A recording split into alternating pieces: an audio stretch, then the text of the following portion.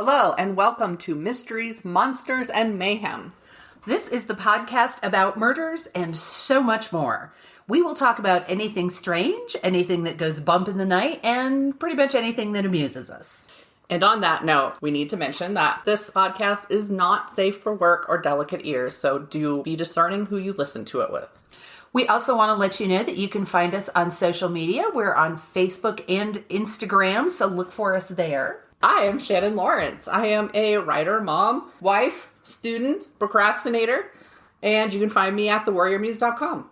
My name is MB Partlow. I am a writer, an avid reader, an organizer extraordinaire, a mom to kids, cats, and a dog, and I call bullshit when I see it. Well, hello. Hello. Hello. Hello. Hello. I hear that you ate some new places. I did. I'm so excited. I'm going to tell you the one I was most excited about.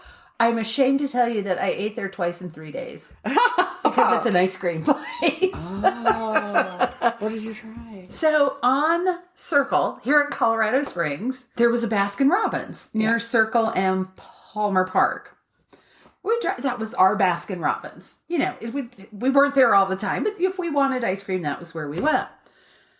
So I drive by one day and I'm like, that's not a Baskin Robbins sign. And I can't quite read it. So I drive by and it's the cup and cone. Huh. And I go, huh. And Nikki noticed it and Joe noticed it. So the other night I said something about wanting ice cream and Joe goes, well, let's go get some. And I was like, well, we have to go now because I just gotten home from work. And I was like, we have to go now because when I sit down, I'm not getting back up. Once I change out of my work clothes into my, let's say, pajamas, I'm not going back out. So I said, we'll go get ice cream and bring it home and stick it in the freezer. So we get there and it has Ann and Man's ice cream. Oh yeah, I was just I've never even heard of them. And then they were next to a pizza place that we tried for the first time last night. And they have Josh and John's. Huh. So one side, so you know how it's like an L shape at a lot of Baskin Robbins? So one side of the L is Ann and Man's ice cream and the other side is Josh and John's. It's awesome. It is such good ice cream. And we both belong to a Facebook group called Colorado Springs Foodies. And so I went on there and I was like, oh my God, do you guys know about this? They've only been open a month. Oh. Okay. But the ice cream is so good. Joe said the salted peanut butter cup. He said it wrecked him. It was so good. It was. Well, I mean, I love Josh and John's ice cream, but it's not convenient to me. Oh, see, I have one right down there. Yeah, you have one right up the street. And they're actually open pretty late, like 10 p.m. or something. Oh. Yeah. Which is nice, but usually I don't remember.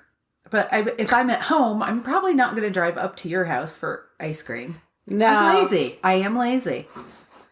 Once my son isn't broken, we're going to start. We used to walk each Saturday to Subway up there. Mm-hmm. And then sometimes go to we want to start that again to get us all moving. That was the whole thing. Yes. And then, well, I tried. Yes. Where did you go? Roadrunner Pizza. That cracks me up. Whenever it's been there forever. Yeah. Whenever I try and think of it, I have to go through like all the birds. Peacock, pigeon. Because you did that. Roadrunner Pizza. Yeah. They would have had to listen to that anyway had I not told you first. Because they had a taco pizza and somebody posted it in that foodies group and I was like, oh, Jeffrey. Because he loves them. And the only place we can get them right now is Schwann's frozen, like the pre-frozen pizzas. Oh, Louis has one. Huh. It's not fabulous. I mean, don't get me wrong. I love Louis' pizza, but I will say good. I did not find their taco pizza to be, life-changing. I didn't taste the normal pizza though, so I didn't ask the kids how that pizza was. I mean, it wasn't gourmet. It's not going to replace my Hell's Kitchen or the other one I like down in Manitou Springs, Savelli's. There's a new Slice 420 open not far from me. Oh yeah, I did hear they were opening that. There's a bunch of places of our small local places opening new because T-Bird's Tacos and Tequila is opening one near me. And now we have a Torchy's. I know. I haven't been yet. I haven't yet either because I imagine it's like lines up the wazoo. So, but then this isn't a new to me place, but it is small locally owned. We went to Front Range Barbecue the other night. Jeffrey just took me out. He was like, would you like to go get barbecue? And I was like, well, I've dropped all my other plans now. I was going to say, is not the answer to that question always Right, yes? he'll do that if I'm having a rough day or whatever, and I'm like, I'll have dinner planned and I'm about to do it, and he's like, why don't we just get barbecue? And I'm like, well, I'm not going to cook food now. I don't think I've ever said no to barbecue. No, I don't say no to barbecue. So we went and had brisket. He got burnt ends. They have really good burnt ends there. Yum. Yeah. They have some sort of spicy, like, corn and peppers. And there's always, I know there are people who will argue about barbecue, and I'm like, it's like dogs. They're all good. I haven't eaten any that really disappointed me yet. I mean, I just want meat and some sauce. Yeah, there are some I prefer to others. I will say I was upset because they used to have hush puppies, and that's specifically what I was craving. And I had told him like 2 weeks before, I want barbecue soon, and I want to go to Front Range because I want hush puppies. And now they call them potato croquettes or whatever. But my thing is, I want pretty much unadulterated hush puppies. That's too fancy for a barbecue joint. Well, and there was jalapeno and stuff in it. No. Yeah. No. And I was like, I just want a fucking hush puppy. Like I used to get as a kid. Can I just get a hush puppy with no other bullshit in it? Like I like a jalapeno and things, but if I want hush puppies, I want a fucking hush puppy. In Maryland, you could get hush puppies. I do like a hush puppy. Right. And now it's just very hard to find them. There's a Bourbon Brothers or something like that, but it's a chain and they have ham in it. And last time I went there to get it and I liked that. I was like, sure, slap some meat in my hush puppy. I just Well, that sounds inappropriate. I was going to say that. Do you know how that's euphemistically speaking.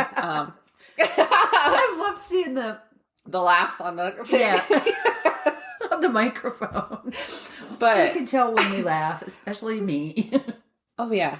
In fact, if one of us laughs at a time, it's distinctive. I can see who laughed when I look at it now. I could read this like the Neo could read the fucking Matrix at this point. I'm like, that's an I can even tell whose it is from the way it looks. Well, that's because you pay attention to detail. Well, that's because I got to edit it. That too. And I'm like, oh, there it is. And then if there's a loud, sharp sound, then I'll usually try and edit out the sharp side of it. The really big side. Yeah. So anyway, I was happy with food. We got a Boonesire's cake for my birthday yesterday. Oh, yay. And then I introduced Jeffrey too. So he got it out of the fridge and it's buttercream or whatever. And when you eat it, it's like the buttercream you have to break through, right? Because it's butter. It's real buttercream.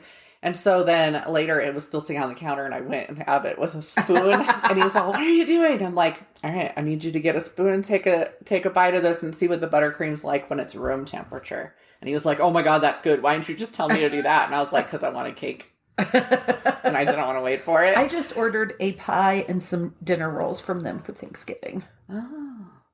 See, now that I don't have to celebrate with the larger family, I no longer have to acknowledge Thanksgiving. Mm-hmm.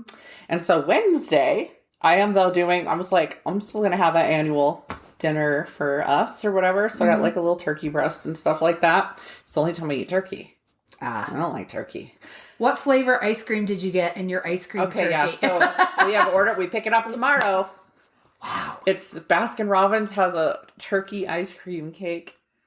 It is. I got chocolate. It's adorable. It sort of looks like a turkey, like it's got green at the bottom, but it also sort of looks like a turkey fell from the sky onto the lawn. It kind of looks like the front half of the turkey is buried in the ground. The green underneath is pretty funny. I was like, okay. Yes. But I watched it get made because I looked at it and there were just a bunch of comments because employees were like, one person was all, I worked at Baskin Robbins for like 3 years and nobody ordered one of those. Somebody else was like, oh my God, tons of people order it from mine, Right. So anyway, I got like a cake and ice cream and then it's covered with like whipped topping. Yeah. Or some said, well, we did buttercream at ours, so I guess we'll get what we get. There's only one in the city that does it. But then it's coated with caramel. And I was like, you know what? I don't want pumpkin pie. I want an ice cream turkey. Had I seen that earlier, I probably would have, because I send messages to my family all the time. Hey, should we do this for Thanksgiving? And the clock's ticking. because I will go to the grocery store tomorrow, and we record on Sundays, in case you didn't know that. I will go to the grocery store tomorrow morning and not again until Friday, because no. I ordered my basic Wednesday meal food for like 2 weeks ago, because I was like, it's going to be hard to get it then. But I might go get stuff for like the green bean casserole or whatever, so I can drop some off to my mom. I mean, we've got the turkey, we've got the stuffing, we've got the cranberries, we've got most of it. The potatoes. I have enough potatoes I could make for the whole block, but yeah. I will not, but I could. My husband was very happy that we're not actually celebrating Thanksgiving anymore. He was all, if we eat Wednesday, does that mean I get to decorate for Christmas Thursday? Because my rule is not until after Thanksgiving, right? And so Friday. Why are you doing it on Thursday? Why are you having the meal Wednesday instead of? So I don't have to acknowledge Thanksgiving. Okay. Oh, also my husband, just for me, had them put Happy Native American Day on the turkey. I love that Cake. I love that. However, I don't see a tall, gangly skeleton in your house anywhere. No. Right now they're in pieces on the side of the house while he figures out what to do. Did he like that idea? Did I even show it to him yet? I thought you tagged I tagged him. Yeah. It all depends on whether it will scuff up our wood floor. Yeah. Bring them inside. Let's just arrange them in weird places. And then in the middle of the night when you're walking downstairs, you're like, what the? You'll have a heart attack. Yeah. Gabriel will hate us. But he's a teenager. He's supposed to. Exactly. So what have you been reading? Anything good? So I read a middle grade book by one of our friends. I read, where'd it go? Midnight at the Barclay Hotel by Fleur Bradley. It was very cute because it was inspired by the Stanley. Oh. In Estes Park. I did a Q&A thing with her with Sisters in Crime. So that was fun. It's really cute. Nice. Like a little murder mystery. Cool. Yeah. I'm glad it's good. Not that I would expect anything less from Fleur. No. She's a good writer. She is. And she, it has a nice little sense of humor, and she has little asides in there and stuff like that.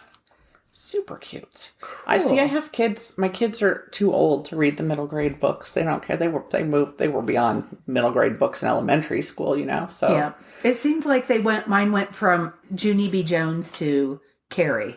I mean, that's what I did, and that's what my kids did, yeah. I know it wasn't quite that abrupt, but that was how it felt. Like my son liked Diary of a Wimpy Kid, so we did read those, and I think those are they're either MG or YA, I don't know, but... I think they're MG, middle grade. Yeah, so he did like those. In fact, I almost bought him one the other day, and I was all, he's 16, he may not actually read this anymore, I don't know. Because there was a new one out, and it used to be, I had to get that new one for him the second it was out, just like when there was a new, it's like a dragon series that my daughter loves. And Wings of Fire. If that came out, then I had to get that new one for her.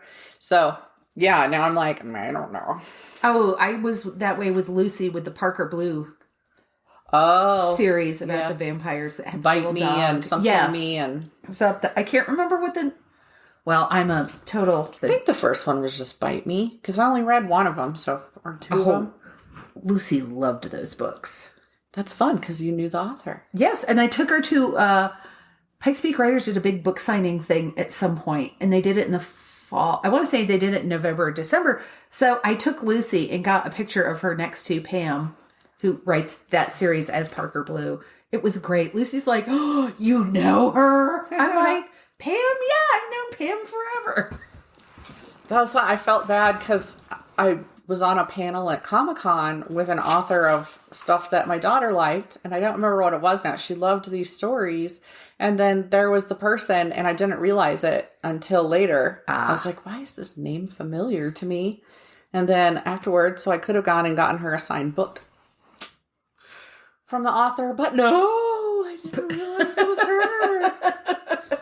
This thing about Comic-Con, you get put on, I got my schedule for Cosign. And I'm on panels with friends, which is fun. I'm on one with Sam Knight and one with Patrick. I was trying to remember if Patrick Hester and I have even gotten to do a panel together at anything before, and I don't remember. But we do. We have one together at Cosign. It's in mid-January. Huh. I haven't even seen anything about it. No. I'm going to have to share. I was going to share out my schedule like I normally do. Just like, hey, Maybe But tag some friends. Do it get at the out there. beginning of January because nobody's going to remember it if you do it now. That's why I'm moving up. That's why I had to go through the craft book that you're beta reading for me so fast. Because I was like, oh man, I have a signing time in the middle of January. And a craft book on writing short stories is what's going to sell. Yep. Not the rest of it. And I was like, if I can get it done by then, I'll get it done by then. And if I can't, then I'm just going to... Can I just say you and Becky Clark are probably tied for the most... I want to say the word prepared isn't precisely right, but you have a very specific list of what you want from a beta reader. Oh, yeah. From it, and that not, I don't mean that in a bad way at all, but you're like, okay, here's what I want to know. And the both of you ask very specific questions. What did you think about this?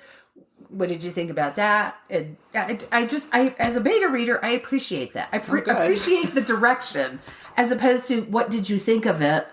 Yeah, because I don't want to just be asked, what did you think of it? If I have to look for specific things, that's why it's always like I figure. And they are things I want to know. This is what I want to know from it. So, yeah. It was funny because the first one I beta read for Becky, she actually mailed us hard copies.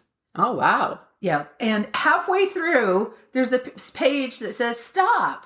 What do you think this? What do you think? And she had questions halfway through. And I thought that was hilarious. And it was so very Becky. And she did have, I mean, printing press, right? She probably, they own a print shop. So, yeah, there we go. Not a printing press. But that's why she always has the best, like, swag. Oh, she does. Yeah. She always does. So. Yeah. I read a book. I don't even know how I came up with books just kind of appear in my house. Yeah. I don't know where they come from. They just sort of appear. But I read this book called The Hidden Women by Carrie Barrett. And it was fascinating because it talked about, and I'm flipping back in my notes so I get the acronym right, the ATA, the Air Transport Auxiliary. Okay. During World War II in England. And the auxiliary there were a lot of women in it because, of course, the men were all fighting. Mm-hmm. But it was, say, a plane needed to go from point A to point B. They flew the planes. They serviced the planes. They would do everything except fly in combat. So they flew all kinds of planes. Mm-hmm. They just didn't go on active duty missions. They weren't actually a part of the service. They were kind of just the transport service. So I found that piece of it absolutely fascinating.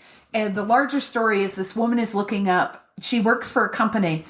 This is like the second book I've read where the main character is doing something like this.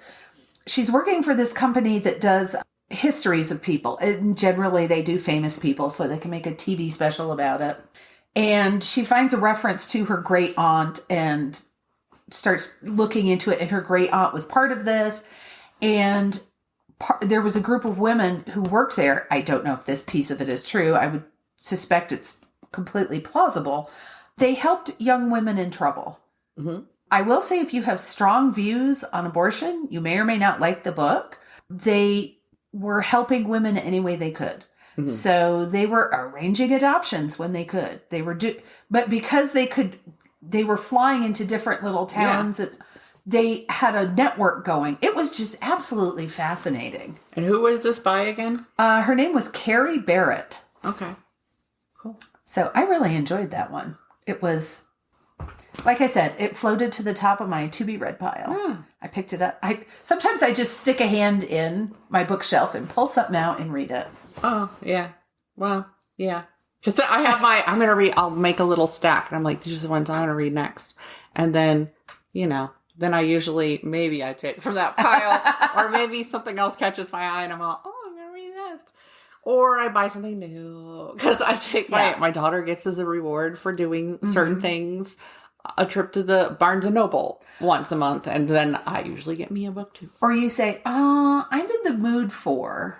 And you're not, right. And nothing in your stack, your little stack is what you're in the mood for. Exactly. Like I'll go and maybe I want one of my true crime books. I'm going to pull that out. So, yeah. Yeah, it's what happens. What have you been watching? You've been watching some stuff? I have watched some stuff. I finally finished The Only Murder in the Building on Hulu. Oh, yeah. I flippin' love that show. Yes, and they've set it up for another season. They have. And when Jane Lynch came in, I thought I would die.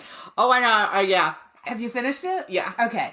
Oh my God. When she came in, I laughed so hard. I love her. She can do no wrong. And she always has that coolness about her. Yeah. Like that.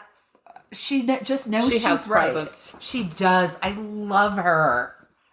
I mean, her character's kind of an ass, and yet you can't help but be And just... it usually is. She is. She tends to be an ass that you're like, but I like you and I don't understand it. What have you done to me? So, Jeff and I have been, it's a shut off your brain show. Okay. Every once in a while, he and I find a reality show and we watch it. So we found one called Below Deck on Peacock. And it's so yachties, people who work on the yachts, they have a season. And so they're all living on this boat and then they have charters, right? And so they usually have about 24 to 48 hours to flip the boat. So clean it after the last guest and then get ready for the next guest to come on. And them being yachts and this being $100,000 charters, it's all rich people. Ooh. So the drama under the deck, I'm like, if we're ever rich enough to go on a yacht, we're going to know what these people are doing underneath us. First of all, they're all having sex. They tend to be attractive and in good shape because there's two basic positions, right? You've got the deckhands and you've got the stewards, the stews. And they have to be in good shape. They're on their feet all day. And they're cleaning and they're swabbing the decks and they're doing all this. But God, the drama. And it's, it's a place where there's some misogyny still running rampant, right? It's still shipping. I'm shocked. Like, we really like the captain. Now we found out there's a whole different, it's below deck Mediterranean. So we're watching that next. But anyway, chefs, like we all know, people know that chefs can be cocky dicks, right? They can be temperamental. Yeah. Well, you put them on this little boat with these people and they're so fucking full of themselves and the chief stew has to deal with him. Oh. She has to handle him. Mm-hmm. Right? Because she's the one who has to interact with him the most. Oh, it's such a mess every time. Such a dick. But we had this one and he was like our favorite. Ben! His name's Ben. And like, he got brought in midway through another season because it's not the same people every time. Oh. But some of them have remained the same. And then now I want to watch this. It's just a real life, I say in quotes, because it's reality television. Yes. You have cameras on you. But it's a soap opera of epic proportions just because they have to live together in this tiny boat. Yeah, and you can't storm off. It's like 9 weeks or something like that, or 7 weeks, Because you can't, there's no... Well, no, and these people drink like fish. It'd be like if you had authors working on a boat, okay? So they're not allowed to drink while the people are on there, while the charters are there. But then on the flip days, they go to the bar and shit just goes... There are fights and... sex and stuff like that. But yeah, we've been addicted to it. And then we're on like season 6. Oh my God. Because it's just what we put on because we can you shut your brains off. And yes. Neither of us we're just in a place right now where we're like, I need brain dead. Those would be cooking shows for me. Yeah. Yeah. That's that show I told you about, Baking Impossible was the name. Yes. Where it was bacon ears. Did you look it up? I think I did. I figured you would. But yeah, so we finished that. I was like, what the hell did I write down here? So I got online and... I watched that with Girl Child. She likes to watch stuff like Masked Singer and she watched Baking Impossible with me. Did I tell you I watched an episode of Shark Tank? No. I watched an episode of Shark Tank. I might be hooked. Oh. It was just... First of all, the lengths to which some of these people go to make an impression on the potential investors just blew me away. They're all different kinds of people. And this one woman walked out and she was beautiful. I wasn't sure about her outfit because to me it said, I'm going to South Beach shopping. It did not say I am a serious businesswoman. Take me seriously. Don't get me wrong, because she was absolutely fucking gorgeous. I mean... Yeah, but I would expect like business dress unless it's themed to whatever you're trying to sell them. She was selling nutritionally enhanced cookie dough. Huh. It was $15 a jar. I'm like, fuck that. But I wouldn't buy it, but that's not what the point of the show is. No. One of the I don't know the names of anybody on the show because, like I said, I've watched it once, but it made a big impression. So he goes, this is a little sweet for me, for my personal taste. Now, he was not dissing it at all. And she goes, yes, we've already identified that you are not my target market. And they were just like, she actually bitched herself out of. Wow. Yeah. Idiot. Every single thing, every time somebody made a comment or a suggestion, she had a comeback ready. And I was like, wow, you just told them all why you didn't need them. You also showed us why you have to invent a product because maybe you can't work with anybody. She was prepared and she already, and the other thing was like the last holdout said, here's the thing, you don't need me. You don't need any of us. You're well on your way. Your sales are growing. There's nothing, they're like, you're going to succeed whether we help you or not. Okay. And so we're not going to help you. Yeah. So, and it's so funny to me because they'll be like, I'll give you $500,000 for 30% of your company. And the person will be like, and I'm like, oh, you fucking idiot. Just say yes. Oh, I know. But having somebody own whatever chunk. Yes, I get that. Means you're stuck with them. That's true. Forever and ever. So. Unless you can buy them out. Yes. So. Oh, shall we? You ready? I sort of am. If you're thinking of starting a podcast or even just starting to research it, Buzzsprout is your go-to source for information and hosting.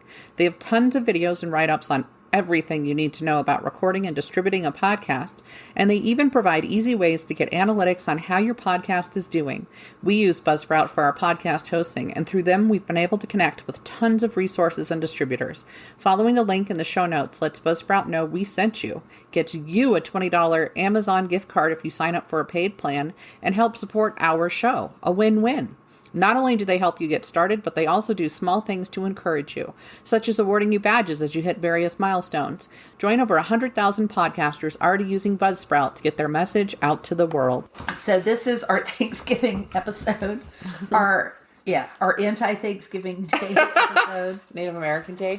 Yes. I told Shannon I'm calling today, the whole day, not just this episode, but the whole day, my MB fucks up the holidays episode. Day. So I'm going to talk about missing and murdered in Akwesasne, which is a reservation in upstate New York and southern Canada. My sources are, what a shocker, Wikipedia. What?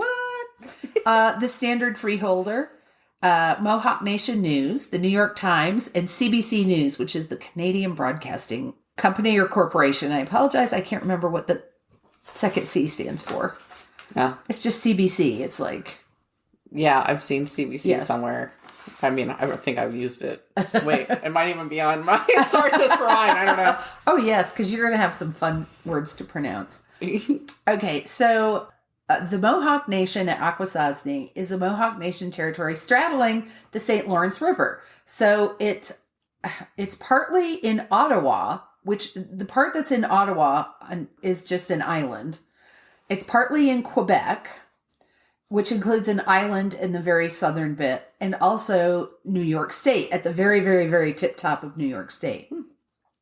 It's only 33.16 square miles in area, and the latest population figure is right around 14,000 people.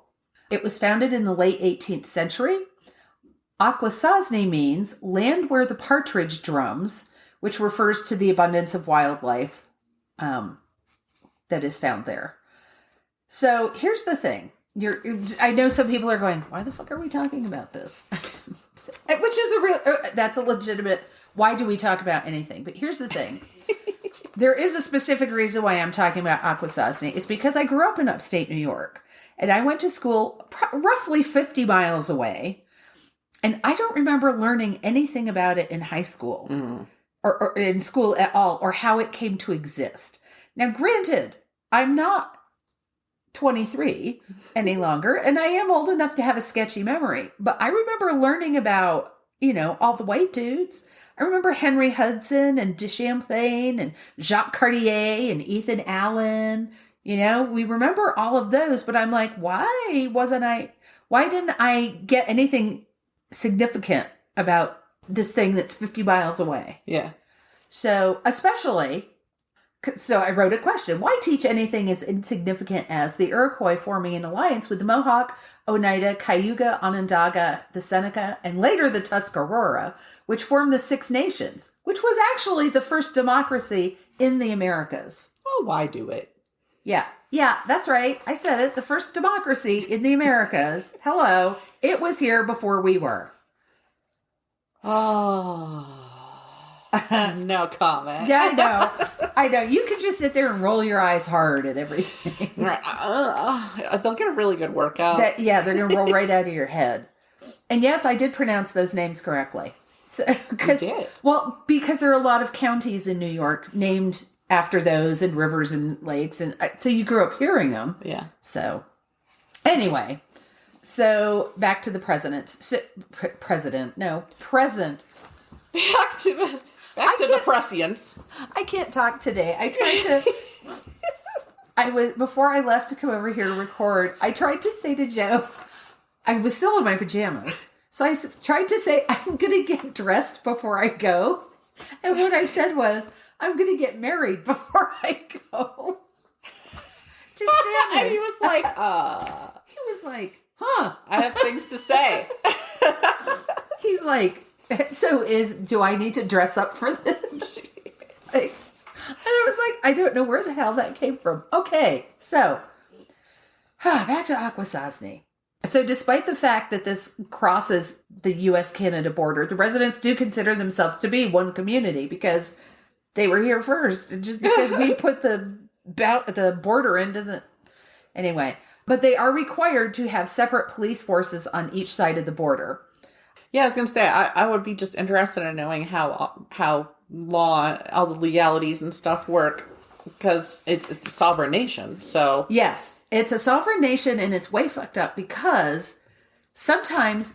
so if a crime happens on the Canadian side, and the Canadian police are called in to help, yeah, they actually have to come to the American side to get to... Because there's the island. You can get to it from the American side. You can't get to it from the Canadian side. So, yeah, it's really... That piece of it is a clusterfuck. There's a lot of tribes right now trying to fight to be able to do their own policing and not be forced to deal with. But then the problem has always been the policing they do, they cannot go after the white people who are not tribal citizens. And so...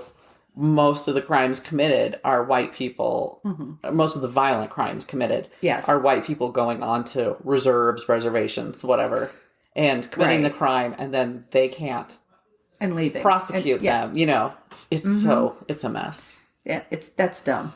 It's ridiculous. It's ridiculous. So, on February 15th of this year, the Standard Freeholder newspaper, which is in Cornwall, Ontario, published an article about a strawberry ceremony, which honors and seeks justice for Canada's missing and murdered Indigenous women.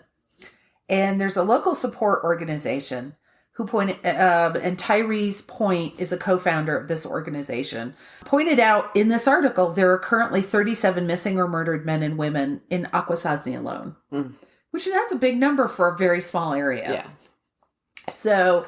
I chose to highlight a few of these. I can't... There's no way to cover all of them. Yeah. Like when I did MMIW, it's like, there's so many. Yeah. So I'm just going to talk about a few of them. And one will open up a bigger topic, which is bigger than I can cover today. October 1983. 59-year-old Vivian Lazor was stabbed to death and her house was set on fire in multiple places to cover it up. And that case is completely open and unsolved. I could not find any, not only there's a crime of passion. You're robbing somebody and you kill them in your escape. And then there's stabbing someone to death and setting them on fire. Mm-hmm. To me, that's a whole different level. That's something completely different. So on January 16th, 1994, the body of 18-year-old Dawn Lazor, which is the same last name, but I couldn't find any connection that they were related, was found bloodied and half buried in the snow. So despite a documented history of trouble with her boyfriend, Michael Stevens, and his involvement with a plot to send mail bombs to her family, like other people were killed, and injured. No arrest or closure on that murder either. Just nothing. Here's another one. Kenny Leaf, a 50-year-old father of 6, went missing in January of 2018. His remains were not found until July of that year, and the case is being investigated as a homicide. Every month on the 28th, which I believe is the date, his body was found. A family member calls the local police station, to ask if there's been any progress, and every time the answer is no. Yeah.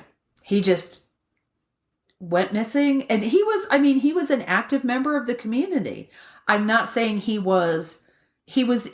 from everything I read, it didn't sound like he was a crusader or that he was a bum, or he was just Joe Average. He was just a guy living his life, and now he's dead, and they haven't a fucking clue. So the bigger story, there's an unsolved case that originated in 1990. And reports in the Mohawk Nation News versus that in the Canadian and American traditional press paint two very different stories. I don't know if you've ever heard about this. At the heart of the matter was gambling and the issue of whether to allow casinos on the reservations or not.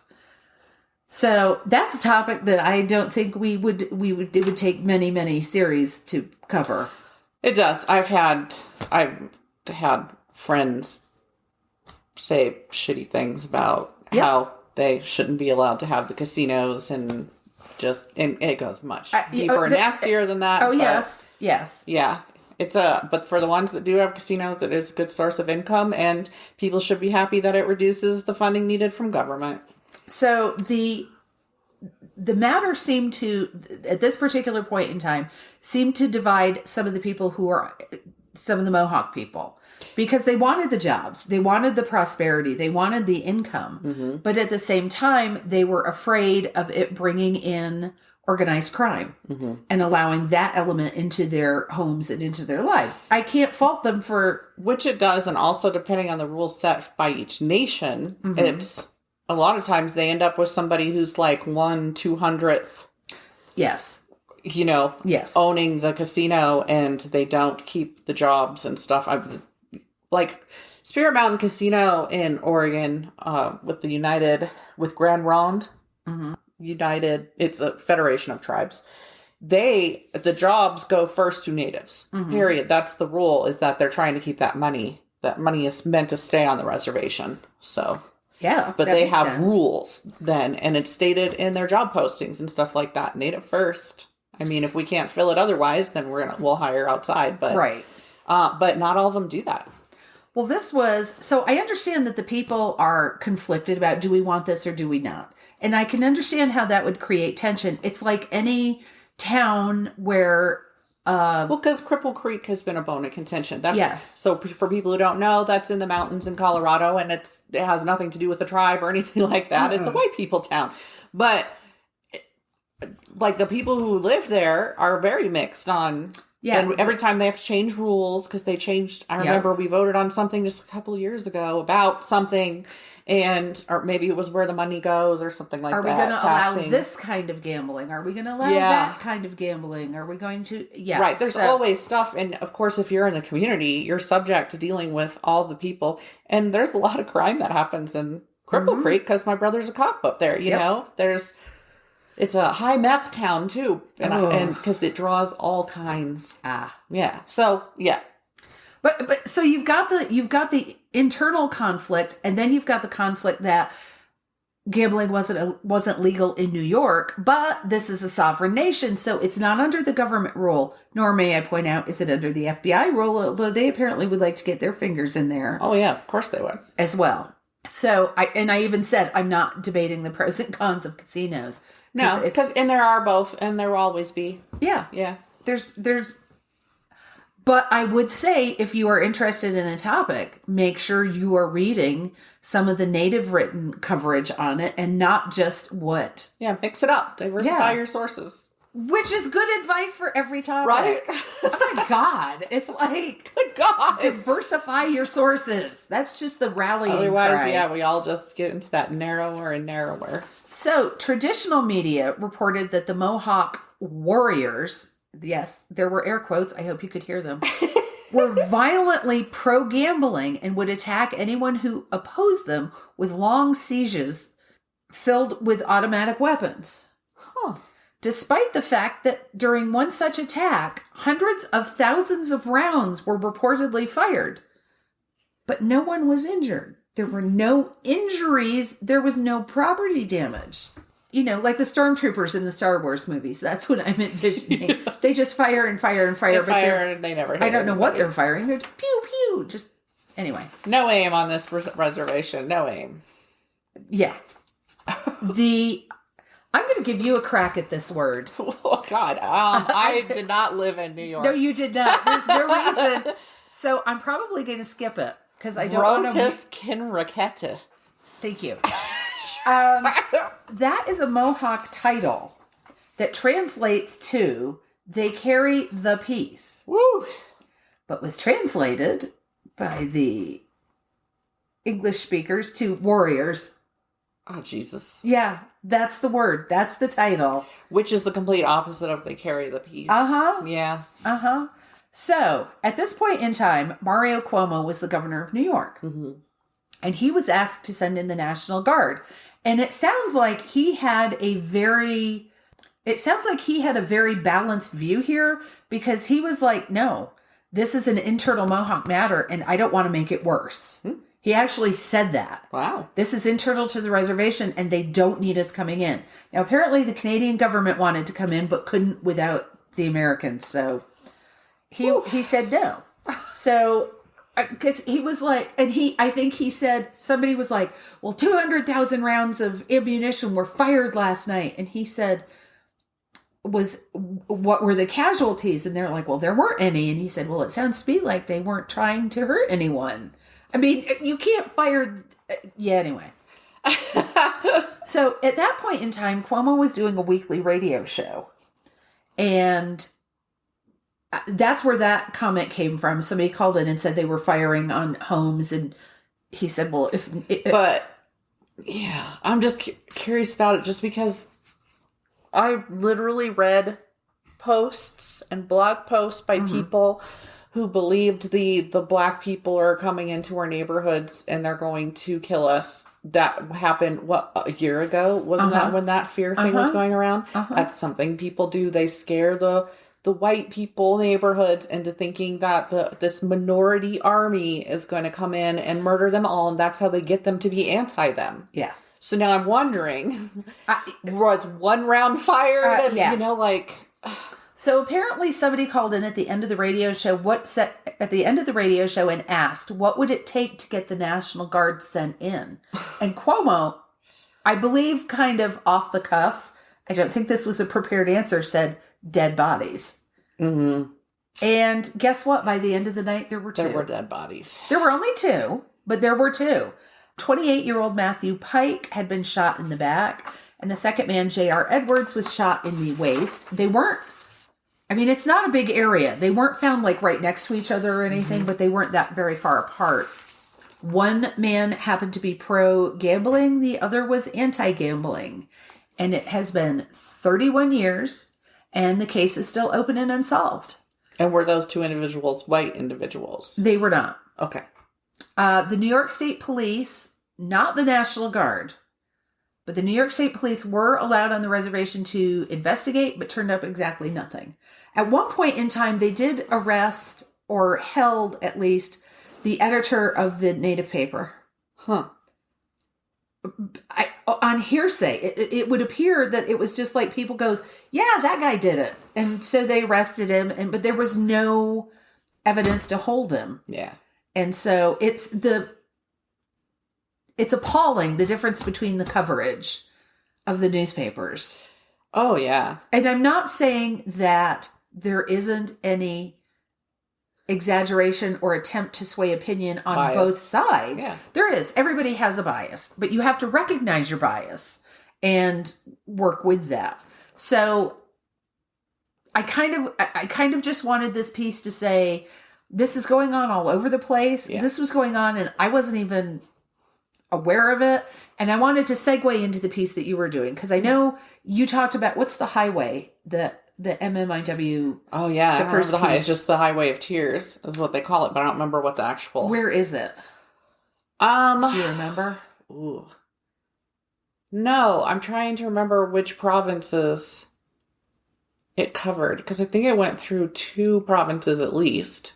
But I don't remember. I just wanted to think say it's the lower ones. I kind of think people. I kind of caught a vibe that people think MMIW is a Canadian problem. Oh yeah, no, it's not. That's why I did the 2 episodes. I did U.S. and Canada.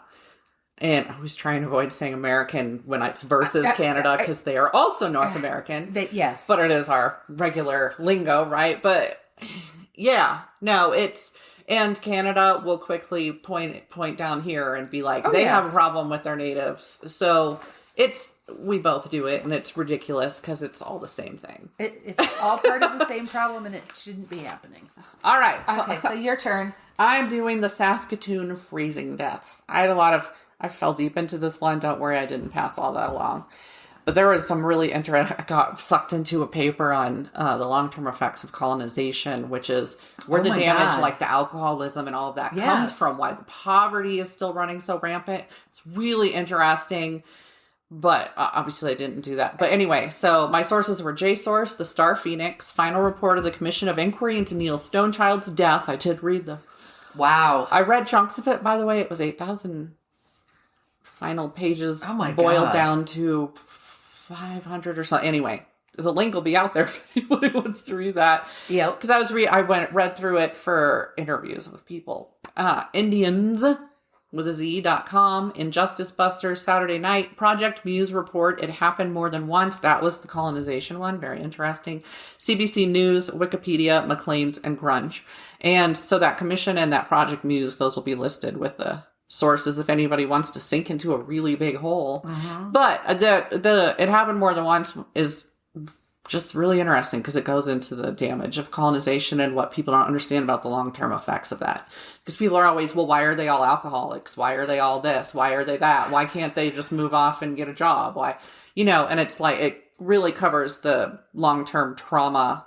And we hear this all the time about people trying to convey why slavery is still a relevant issue in Black lives these days, right?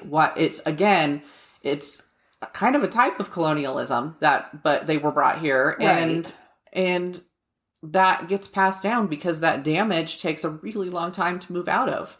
Yeah. It's long-term damage. It's long-term trauma. So anyway. Yeah, and it's not damage and trauma to a single person. It's generations. Right. And people. So you have to slowly fight your way up out of that. You don't just instantly get up out of that. That's why there's still freaking South Africa. That's why there's so many places that are still colonized a lot, like America. But anyway, in 2000, a Star Phoenix reporter named Leslie Peril, it's Perreaux, French, wrote a story, Peril, called Decade-Old Death Resurfaces, which her editor slapped on the front page of the paper, which was kind of a big deal. It was a big front page article. In it, Perreaux examined the November 24th, 1990 death of a man named Neil Stonechild on a night where temperatures reached negative 28 degrees Celsius. His frozen body, wearing only jeans, a light jacket, it was actually a Letterman jacket his brother had given him, and a single shoe, had been found on the outskirts of Saskatoon, a town with over 200,000 residents, over 15% of them Indigenous. It was originally determined the 17-year-old had drunkenly staggered somehow miles outside of town in that cold temperature and passed out, dying of hypothermia. In fact, they said he was trying to get to an adult prison place to turn himself in, but he was already a member of a juvenile, and they wouldn't have taken him. He would have known that. So anyway, and it's just stupid. But anyway, that's what the cops tried to say about this. So the termination came by December 5th. So he was found November 24th. And December 5th, oh no, I'm sorry, he was found the 29th, I believe. I think I cover that later. On the 5th, Before the coroner's report, toxicology reports, any of it had gotten returned, they had determined that it was just death by hypothermia. Oh. Yeah. Who made that Misadventure, the police. The Saskatoon Police Department. When his family asked for his clothing and possessions to be returned, including the Letterman jacket that the older brother wanted as a memory of him to give to the mom, they were told his possessions had been lost. They asked repeatedly through the years. And then at one point, the possessions which had not been lost were destroyed without giving them to the family. A colleague had been investigating the story of a First Nations man named Daryl Knight, who was claiming to have been dumped on the outskirts of town and left for dead by the police. The only reason he survived is there happened to be somebody inside this power station. They kept dropping him outside the same power station. That's where they would drop him. And it wasn't usually like manned at night, but he happened to see a light on, and he was able to get there and pound on the door until somebody came out. And he told him the police had dropped him there. A guy didn't believe him, but he said, I'll call you a taxi though. So he got a taxi and he got home. During research, Stonechild's story turned up. Peril was able to contact Stonechild's mother, who mentioned another man with similar claims to Knight's, Jason Roy. Jason Roy had been there when Neil Stonechild got picked up by the police, which, by the way, there was no record of. So, as it turned out, Roy was finally willing to talk. It had been, a decade? Yeah. And he had been terrified to talk about what had happened. So he finally says, yeah, I'll talk to you. And that night, he saw his bloodied friend, Stonechild, in the back of a Saskatoon police car yelling for help, telling him they were going to kill him. And, of course, then he went missing, and 2 construction workers found him on the 29th. So Roy he gave a fake name, because the police actually stopped with his friend in the back, because they came across him. And they were questioning him, that what's your name? Well, he had a friend's name who didn't have a criminal record, and his birth date that he would always give if he was stopped by the cops.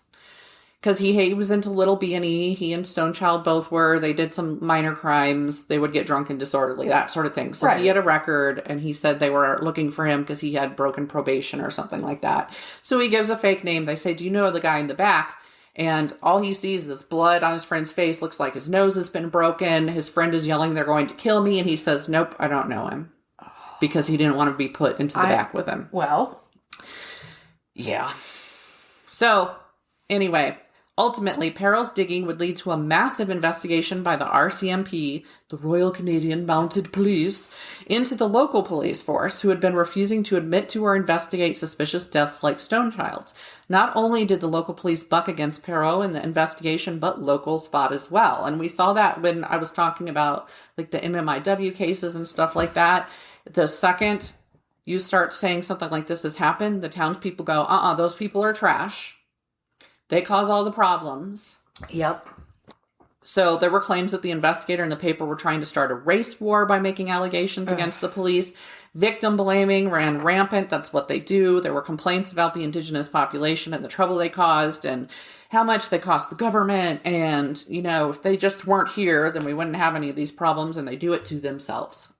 Most shocking of all was the police chief, Russell Sabo, admitting in 2003 that not only had Indigenous folks been getting dropped off on the outskirts of town since 1976 at least, but they had a name for it, Starlight Tours. They're also known as midnight rides or a drive out in the country or all sorts of other things.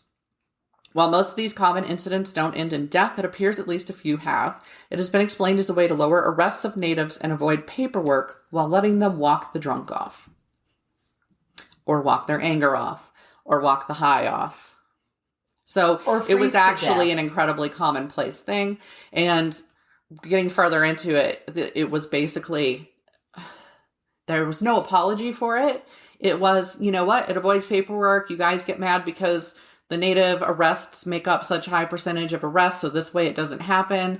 Once they do it, then they report that the person wasn't there if they get called to a call, so there's no record of them having picked them up. He said, but, it maybe got a little out of control and they weren't paying as much attention to the weather as they should have been. Okay. Can I call bullshit now, or would you like me to wait till later? You call bullshit throughout this whole thing. The first documented incident occurred May 22nd, 1976, where 3 people, including a very pregnant woman, I believe it said she was 8 months pregnant, were removed from a party and ditched near a power station. They survived, and the constable, Ken King, was charged and convicted of discreditable conduct and neglect of duty, for which he was fined a week's pay. How much fucking trouble is a woman who is 8 months pregnant causing? She probably talked back or something. I mean, seriously, what kind of mayhem? Unless you're between her and the bathroom, what can she be doing? I mean, she can't even kick you because she's going to lose her balance and fall down. I'm not going to pretend that I'm sure there's plenty that drunk and disorderly is a problem in a nation with I'm sure it is. Alcoholism running rampant. And I'm not going to pretend that the people that get picked up weren't doing anything, although it's also been admitted that sometimes they would pick someone up just because they saw them walking in red. You know? Driving while black. Yep. Walking while red. So sometimes you want some kicks. I don't think that probably the cops ever intended anybody to die from it. They wanted them scared, and they wanted them maybe to physically pay some. But I don't think that they intentionally ever thought these people would die, but I don't see how they didn't think they would die. And in some of these instances, it's pretty clear that they intended some real bodily harm to come because they took parts of their clothes and kept them. Yeah. So anyway, he kept his job and was fined a week's pay. In the final commission report written by Justice David H. Wright in October 2004, he described Neil Stonechild in this way. Quote, the testimony of Stonechild's family consistently portrayed him as a friendly, outgoing, and caring young man. A good deal of this well-liked boy's youth was spent in positive activities and pursuits such as wrestling, baseball, and Army cadets. Unfortunately, around the age of 15, Neil Stonechild also began to engage in negative and criminal pursuits. Notwithstanding these problems, Stonechild's future was by no means bleak. He was surrounded by a network of supportive family members and youth workers and counselors. The night of his death, he had told his mom and aunt that he was ready to turn things around and to return to school. He also found the juvenile home from which he'd left unlawfully and let the woman who ran it know that he'd be coming in tomorrow to face the consequences of his actions. They had a set thing they did. This is also why she called bullshit. And this was a white woman, by the way, who ran this juvenile home, I believe. She called bullshit when they said he was trying to walk out to this correctional facility. She was like, believe me, Neil knew how things worked. If you got in trouble, what you did is you came back to the home, and then I would escort you to the police station, and you would get to then come directly back with me. There would be no arrest. There would be nothing like this. And it was a correctional facility. They weren't just going to, hey, come in. That's not how that works. No, she was and she said, let me tell you, the kids who've dealt with this system know it better than the rest of us. And he knew precisely how things worked. This wasn't his first rodeo. She actually really liked this kid, and this is the person who was dealing with him in his juvenile home. And she was one of the loudest voices saying, something happened. There's no way in hell he had walked kilometers out there and with one shoe that they didn't find. So anyway, he let her know he was coming the next day. He promised his mom and aunt that he was going to have this one last party with his friend, and then he was going to go in and start going straight. So anyway, he headed out to a friend's house that night, and it was with his friend Jason that I mentioned before. And there was a party going on. His older brother, I think, bought them a bottle of whiskey to take with them. He's regretted that for ages. He said Anyway, unfortunately for him, this party wasn't going to be his last one before straightening out. It was going to be his last party ever. Ultimately, the police were called on him for a disturbance at an apartment complex. He was trying to find a friend. He and Jason Roy, I think is the guy's name. And it was one where you had to buzz. Mm-hmm. And so he was buzzing random places because he didn't know the right apartment. And they were trying to look for names. So they were drunk.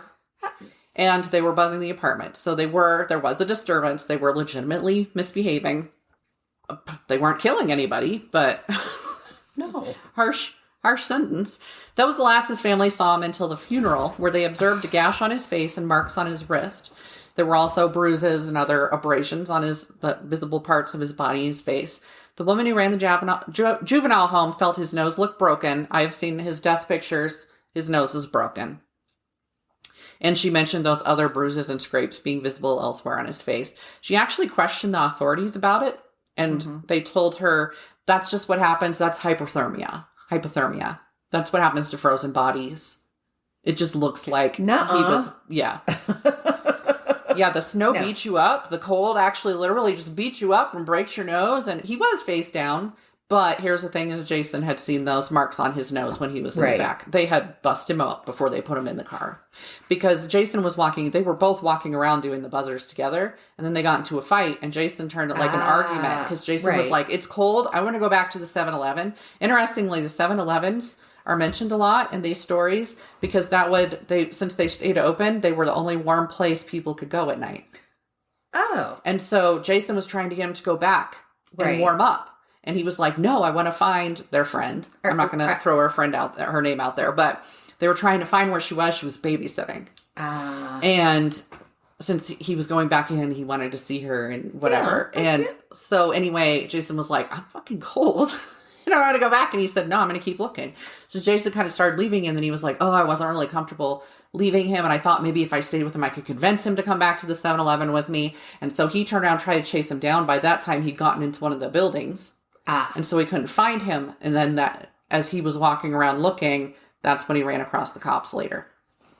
So anyway. So interestingly, the constables, Hartwig and Sanger, who would later be convicted of Stonechild's death, well, they weren't. But anyway, responsible for his death, stopped people to ask about his location before dispatch officially sent them out. This is before this becomes tricky. So they were already asking because they stopped a man who was his cousin, Stonechild's cousin, and asked if he was Stonechild. And he was like, no, but that's my cousin. And they're like, do you know where he is? This is before the call came in about the disturbance in the apartment complex. Okay, so why are they looking for him? So they said that they heard there'd been a disturbance at the 7-Eleven, which is where he'd been earlier. I haven't found any information about a disturbance there other than that they were there warming up and tried to buy something and then took off to the apartment. Right. So they were already looking for him before a call came in. Because it was interesting. They had the whole listing of calls for them that night, and each they had a thing that they would push a button and the button would say, we're accepting this call. We're on site. We're this, we're that. Right. Okay. Okay. So they had these things. So that's how they were able to track the times on this. Okay. So it would be hours later that an official call came in that he was causing, it was like 3 hours later, causing a disturbance at an apartment complex. And the officers reported being en route. Then after midnight, they reported the suspect was gone on arrival, GOA. So in other words, they made no contact and made themselves available for another call. I think it was like, it all happened in a matter of like 10 minutes. Oh my God. This is how they covered. So once this commission reported, again, this is 1990 that this happened. The commission was 2004. They were still on the force at that time when the commission was done, and the findings, even though the findings ended up saying that they couldn't prove that these constables were responsible for his death, in quotes, they were responsible for not reporting. Yeah. So anyway, they were fired, but charges were never pressed. Calling bullshit again. Yep. There were 2 cases that caused Stonechild's case to be brought back out and investigated. This is actually what started everything, including the Peril article. Those were the freezing deaths of Rodney Neistus and Lawrence Wegner. January 29th, 2000, Rodney Neistus was found shirtless, frozen in a gully beside the road. A legislator was one of the 2 people who found him. She was out jogging. And a man was like, oh my God, come here. And they looked down because he was in this gully. And anyway, when talked to later, she said she was trying to figure out what happened. She had like 3 theories, but there were footprints. He obviously had not walked to this destination. There were footprints around where he was, like he'd stumbled around kind of in circles as he was freezing to death, and then he'd fallen down. But his footprints started right there at the side of the road. Okay, he'd been dropped off. Neistus was 25 years old. He had been released from a detention center 3 days before and gone out to celebrate with a friend. The last time he was seen by someone who knew him was as he walked away with a stranger. The friend didn't know that stranger, and they were going to find a dance club. And they did find the last 2, the stranger and a woman that was with her dancing.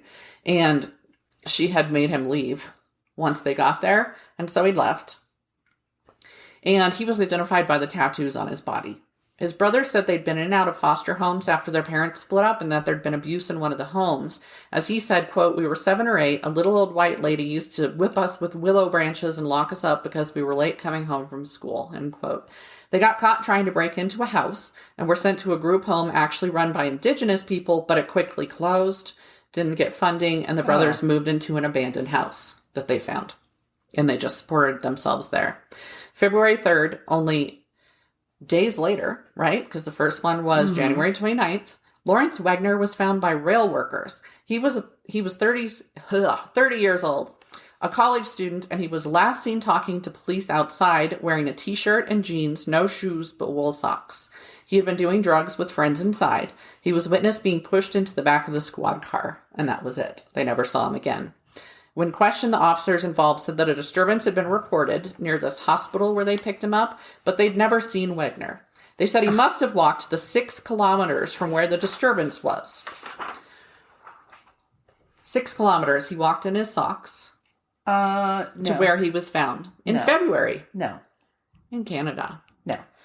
When his mom viewed his body at the morgue, she said he was bruised and scratched as if he'd been in an altercation. Police told her, want to guess? It was from exposure. Oh, yes. Wegner's parents said he used to help his mother garden, that he'd almost died many times. His dad called him a survivor, telling of 2 car accidents and one of them he was 4, the other one he was a teenager and was hit, so he was in the car accident when he was little. And the time little Lawrence got into rat poison and started vomiting blood and had to be taken to the medical center. They said he was smart, but that he started drinking and getting high. He'd gotten in trouble for stealing $11 from a gas station. His dad said he didn't deserve to die for that. No. Interestingly, Daryl Knight was driving around the day they found Wegner. So this is, again, the guy that lived because he pounded on the door of the power station. And so that incident happened the day they found Wegner. So between the two. Jesus. And he was pulled over. Oh, that's right. So he was pulled over and he was in a car with his uncle. And he asked the police officer, because they'd heard about the body being found, and he asked if it had been identified. And the cop said, no, why? And he told this cop what had happened to him, that he'd been picked up and dropped out there, and how he'd made it. Well, this cop was actually he was an honest cop, and he was concerned. He actually believed him. And so he went in, and this had happened January 28th to Daryl. Mm-hmm.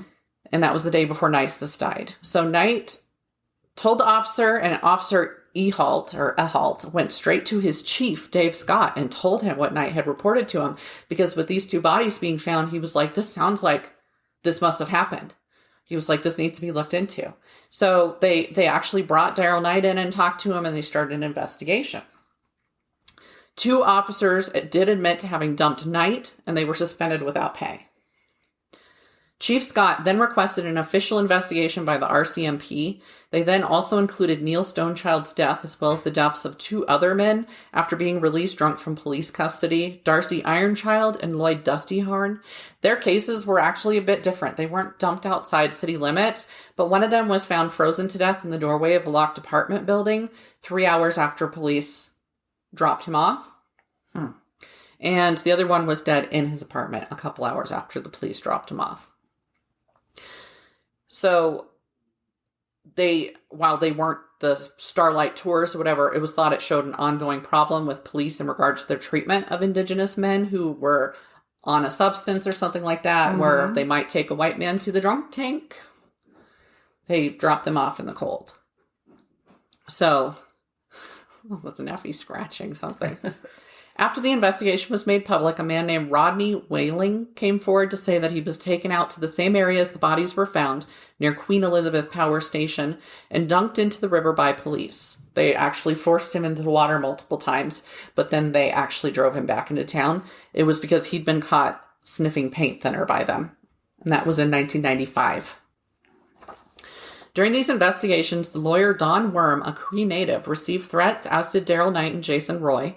Roy's wife was actually arrested at a store and strip searched. Police claimed she was selling LSD, yet never charged her. They were punishing her. They were trying to scare Jason Roy. Oh, yeah, they were. Yeah, this is when Worm had to put them all in witness protection. So he put the people who were still living in witness protection. Despite having started the investigation going, Chief Dave Scott stated that any issue that existed was within the Native community. Quote, there's nothing worse than an unemployed person. We've got to make sure that there are menial jobs where these people with low skills can make some kind of living. The root issue is alcoholism. Over 80% of the people coming to our detention facilities are sniffed up, drunk, or on drugs. I'm fed up with it. End quote. So, too bad he wasn't fed up with his constables murdering Aboriginal men. He did go on to say they'd had, quote, tremendous quiet success dealing with Saskatoon's Aboriginal community. We have got so many heartwarming stories. A tragic issue has happened here. We'll let the courts decide. There has to be full accountability. There will be justice, end quote. He's such a mixed bag for me because he did make the court case go ahead, but this quote, that first one and then other ones, he was obviously very tired of the Native population. Or is someone above him? I don't think so, because he was kind of the top there, and then it went up to the RCMP. Okay. I'm just wondering if he's being threatened. Oh. It wouldn't have to be someone above him. I'm thinking either someone above him is saying, shut up and cover it up, or someone in town is like, why stop with threatening, I don't know. The Federation of Saskatchewan Indian Nations, upon the writing of an article about the investigations in 2000, said they'd received at least, quote, 400 calls from natives complaining of abusive treatment, including sexual assault at the hands of police, both municipal and the RCMP. The Federation was reporting the information to the task force anonymously so as not to endanger the people. There was one guy that was in one of the things, and he had been taken on a Starlight tour, quotes, 4 times so far and lived. A transgender First Nations woman named Alexis Young also reported being left out in a Starlight tour, but the police intentionally took her shoes and coat first. Yeah, that's not teaching him a lesson. It's not. When you take, like the one guy that was found shirtless, I guarantee you he didn't go out there shirtless. No. So she did survive, and she is now a filmmaker, and she's trying to cover this stuff. Constables Hatchin and Munson, the two who dropped survivor Daryl Nightoff on the edge of town, were convicted of unlawful confinement and given 8 months prison time, despite trying to claim they'd simply dropped him off at home. We don't know how he got out there. The men who dumped Stonechild were fired, but were never charged with his murder. No officers have been charged with the deaths. Though an Indigenous man got 4 months in prison for a false report of a Starlight tour in 2016. CBC.ca gave the following numbers for Saskatoon. 2,000 arrests for drunkenness in a year. Natives are charged with 50% of crimes in Saskatoon. Again, just a reminder, they make up 15% of the population. Yeah. Local prison inmates are over 70% Native. 90% of those on the reserve are on welfare.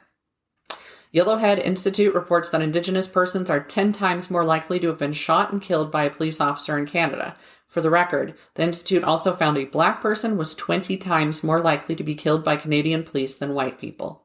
So again, it's not just a problem in the U.S. No. The entries for the Starlight tours on Wikipedia were repeatedly deleted from a computer within the Saskatoon Police Department. It became big news in 2016 because it got caught. People kept re-entering it, and it kept getting deleted, and it was able to be tracked through the IP address, I guess, and they went to the police about it, and there were statements, and they said, you're absolutely right. That is a machine in here. We have not officially asked anybody to do this. And I guess they're not being deleted anymore. And now that entry about them deleting it is on the Wikipedia page. In short, what the Saskatoon Police Force has learned is that the only way you get convicted is when the victim lives. Of course, this is not the only city that conducts these tours. This is the Midnight Ride and stuff is from other towns. So there is no way to know how many people were actually killed this way. I mean, what could they could pull the freezing deaths outside town and look for suspicious behavior, see if they had a record. But because they don't record, because then they say they didn't make contact with the subject, there's no paper trail. Yeah. So it will never be known. There was a podcast that I didn't listen to that I might go back to, and its title was 75 Freezing Deaths in Saskatoon. But I went through the they had posted all of their sources underneath it. And I went through all those. I didn't find anything that gave that number. So I'm not going to claim it. Okay. I suspect that they had spoken to somebody who was like, we've been looking around at the suspicious freezing deaths. But again, I don't know. So for right now, the body count is 3. And yeah, I mean, that's it. It's really hard to trace something like this because, again, no paper trail. So we'll never know exactly how many people have been killed with that, how often it's been deadly, or what the officer's actual intentions are. Because I think when they take the clothes away from them, they expect them to die. Well, yeah. You don't live somewhere where temperatures routinely reach negative 28 degrees Celsius and not know what the consequences of that are. And you don't, and if you grow up in that, you respect it. Yeah. You respect Mother Nature. Right. For lack of a better term. You grew up in New York where it was probably cold AF. Yes, frequently. Yeah. And the thing is, there were long-term health consequences for the people who lived. Daryl Knight was deaf in one ear because it had ruptured in the cold. You know, just stuff like that. He moved out of the city, as did his mom. And this is where they were from. This is where their family were. And he's like, I can't come back. He ended up getting into the Cree lawyer I mentioned, by the way, he was super interesting. Like, his background is horrific. He witnessed his mom and sister getting murdered as a child, but he's made good. Just want to point out, and he had a bunch of other stuff. Like, I was reading his story. I kind of wanted to put it in here, and I'm like, no, it's not what it's about. We could come back to him. Right? But, I mean, just the horrific things he'd witnessed when he was still a child and the stuff that he had. And he grew up and he became a lawyer, and now he's actually representing a bunch of these people. Good. And he's doing his best to keep them safe and to make the Saskatoon Police Department be responsible. There have been no apologies. Still. Even when it became public, there was no apology. Because that's the thing. You don't apologize because if you apologize, you're admitting fault. Mm-hmm. And therefore legally guilt. Yep. Mm-hmm. I imagine if I dug in, I could have done like different cities, but even Montreal, which is a pretty big city, yeah, has its stories. Mm-hmm. In fact, there was one of the more recent ones that was there, but again, I decided not to fall into the big rabbit hole. It's such a rabbit hole. But anyway, I wanted to do this story, and we did these stories because, one, November is Native American Heritage Month, History Month, however you want to put it. And, of course, there's Thanksgiving for those who observe it. And I do want to say there was a point made. There was an article in today's Gazette that said, I don't often read this particular columnist, but he made the point, I was kind of, you idiots. So, yes, the first Thanksgiving was, 1620? I don't know, remember. And he was like, you realize Thanksgiving was a native custom at the end of the harvest that had been going on forever, and they shared it with the white people. It wasn't that the white people taught it to the natives. Right. Get it right. Or gave them food, because the whole point was they were brought food because they didn't have food. Yes, they were stupid and starving. Yeah. So that's why I'm kind of like, I'm over. It hasn't been since elementary school that I actually thought meant what we're told it means. Yes.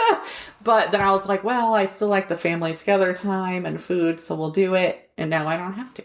There was a post on Facebook.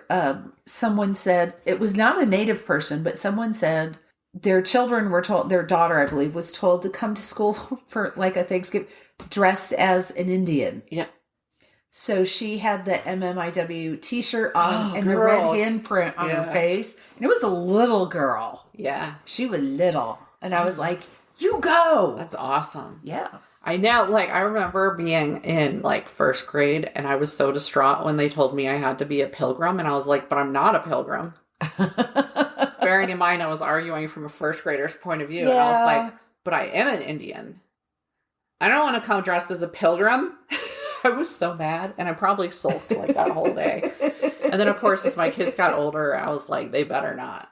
They better not be doing this dress up like an Indian bullshit at school. But they really have started moving away from that. Yeah. Just because my kids have kind of been going through school as we've been moving away from Columbus Day and all of that. Because I was up in arms about the Columbus Day stuff when that came, and I was like, you want me to come in and be a guest speaker in the classroom about Columbus Day? I'll come in. Want me to do that? But yeah, and I'm not saying I don't lecture other people on whether they should celebrate Thanksgiving or not. It's just that I don't feel that I have to when I've been conflicted about it for a long time. And now I don't have to. So, and this is definitely not the year with all the bodies being found outside the schools that I'm going to celebrate something like that. No. But I want to make us our own little annual thing, not on Thanksgiving. So we can still have our own tradition. Because who doesn't like a tradition? And besides, if I don't have some manner of tradition, the lights, the holiday lights will go up like the day November after. 1st. So I have to stave them off for a month. I love a good food-centered tradition. Right? And we will just call it a Native American Day. Yeah. We'll just have a couple of those a year. It's great. All right, so we have a question. Yes, we do. Because, I like the tradition that's been created of being thankful for things that have nothing to do with the first Thanksgiving. Well, I'll put first in quotes. Yes. So we want to know what you're thankful for. Yeah. This year, ever.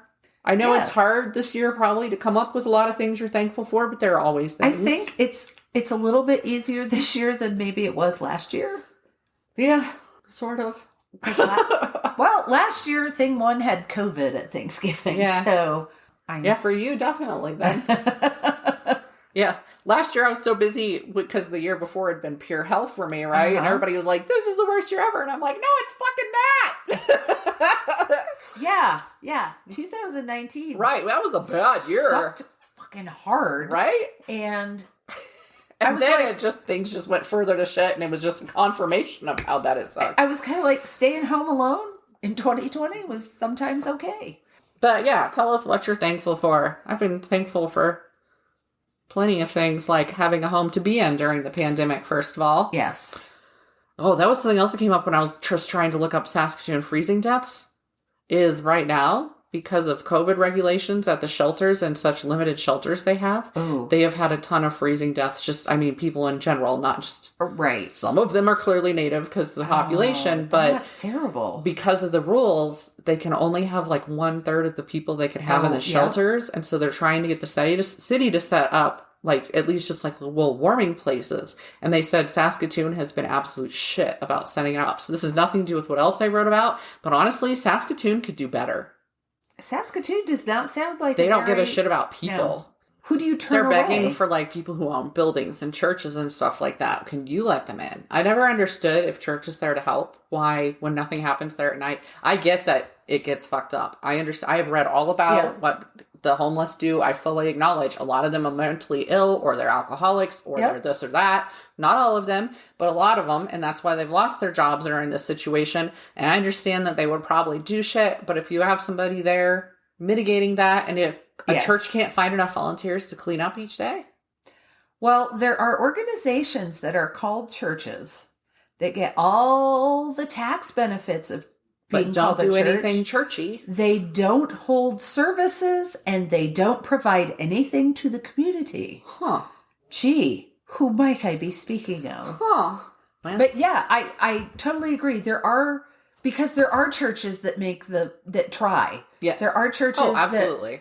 And I applaud them, and they go above and beyond and do everything they can. And that is absolutely they can't marvelous. Make up for gaps elsewhere. No. But yeah, why should a religious organization have to make up for the gap? Yeah. That's absolutely ridiculous. Like how many abandoned buildings are there in this city right now that aren't rented out? Every time I pass those, I think you could be putting homeless people up there. And yeah, at the end, you might have to hire some people to come in and clean it. Yep. I get that. I'm fully acknowledging that is an issue. I also know, I know because my brother was CSPD when Hurricane Katrina survivors came up here, and suddenly our homeless problem tripled. Yep. And I know what he tried to do and wanted to do, and the awful rules that the city set, and it's a big problem that doesn't have an easy fix. No. But there shouldn't be tons of people freezing to death every day in a city that could do something about it. So, yeah. Anyway, I'm not thankful for that. But yeah, I'm thankful for having a home. I've been thankful that my dad wasn't still alive, having to have all the service through in COVID. So there is that. yeah. In our friend group, the number of people who lost parents in just the last couple of years. Well, in like a 3-month span in 2019, it sucked hard. It wasn't good. I was like, I'm not answering the phone anymore. I can't. I just can't. Right? So. Yeah. That's how I felt about anything. I was like, I don't want to go on social media, and I don't want to answer my emails. Nope. And I'm just going to shut down. So you know what I'm grateful for? What? Our listeners. Yay! And hopefully they're grateful enough to us to like our podcast and share it Rate, and tell review, people about it. Because it makes a difference. Yes. Oh, algorithms, guys. Algorithms. You won't turn up in searches if you don't have reviews and stuff like that. So somebody looking up true crime wouldn't find us. Anyway, thank you guys. Where can they find us if they want to contact us? Well, we've given you the social media at the beginning, or you can go to our website at www.mysteriesmonstersmayhem.com. We have a form there if you want to send us any kind of stories. Because obviously we will tackle, you give us a topic and we will do it.